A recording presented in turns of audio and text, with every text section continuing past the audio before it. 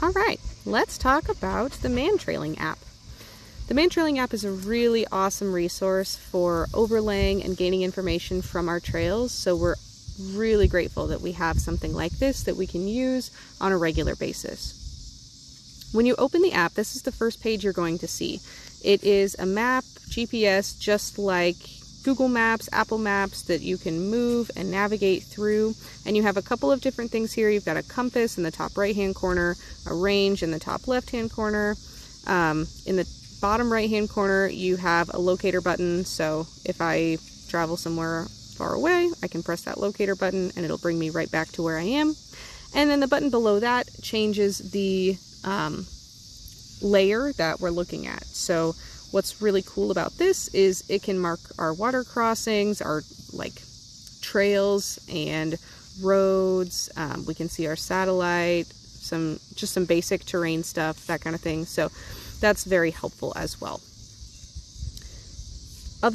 We have two other pages on the ManTrailing app. There's of course the settings page where we can modify our units, take advantage of their virtual trainer setting, and then just lots of little things for your account.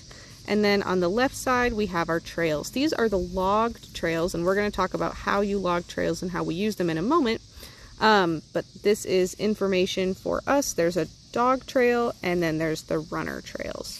So going back to the record page, when we are ready to lay a trail, we are going to hit that start button. And it's going to give us two choices, runner or dog. If you have laid the trail for the team to come find, you are the runner. If you are finding the person who's laid the trail, you are the dog.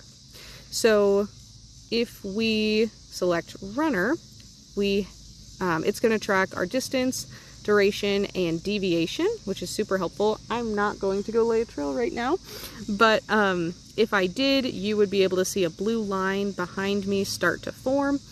And we still have those same two buttons in the bottom right hand corner. The other thing that we have in the bottom right hand corner is this button, which is a ManTrailing live recording. So what we can do with that, if we want to use it, is you can copy that link and put it in our messenger chat, and that is a great way to share as you are traveling. Someone else can watch, if that makes sense.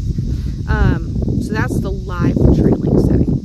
When we've gotten to our final destination, we are going to hit pause, and then of course you can either resume that trail or you can finish it, which is what we're going to do. So there's nothing to save because I didn't go anywhere, but had I gone somewhere, that would be saved in the runner section of our trails.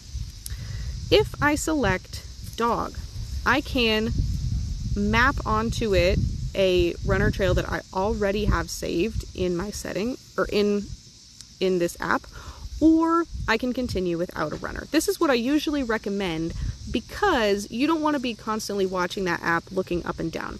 However, as a flanker or someone who runs behind the dog, you may want to have the runner trail pulled up so that you kind of have an idea of what's going on, and that can help you get a better idea of the dog's body language as you're navigating the trail as well. So there's definitely different ways we can use that. So you can also share the live tracking. We also have the virtual trainer, which we can turn on if we want to, and that will just give us information about the track as we're traveling. It'll send you notifications. I wouldn't recommend using this necessarily, but it is a really cool resource and you can certainly play around with it. I don't have anything against it. And then you can also map on that runner trail while you're running as well, if you want to. So again, when you finish this trail, you're going to hit pause. You can of course either resume it or finish it. We're going to finish it. There is nothing to save, of course, since we didn't go anywhere. But had we gone somewhere, that would get saved in our dog trails. So we have all of these things in our app, and that's super helpful. But the other really awesome thing we can do is share these trails in our group chat for Trailing Club so that we can map them on to the other person's trail, right? So for example, if I want to share a trail, I might go into Runner and I might select this trail we laid for Remy, and I can share that. And I put it in the messenger chat for our trailing club. That's how I share our trails. Once it is in Messenger, we can go ahead and download it and then upload it into the app. So if I have a trail that I want to upload, I can go in here, and here's a trail that we just uploaded the other night, and I can go ahead and import that. And I would either select the runner or the dog. In this case, it was a runner trail.